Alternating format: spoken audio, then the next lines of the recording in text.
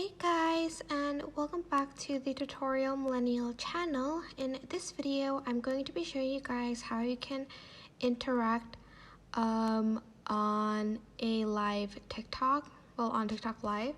So first you're just going to hit the live button. So hit that live button.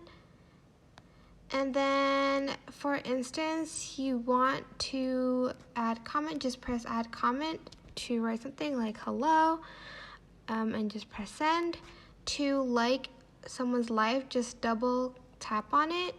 And then you can even send them gifts, but you have to sort of pay for it. So press the gift button over here, and you have to like recharge for like the gifts with like real money. And you can also send them a rose, but you also have to again use like money to send gifts, I guess.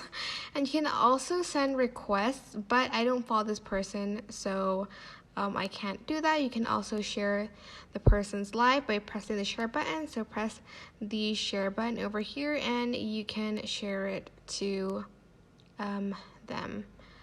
But yeah, that is basically it. I hope this tutorial was helpful for you guys. Don't forget to like, comment, share, and also subscribe to this channel if you haven't done that.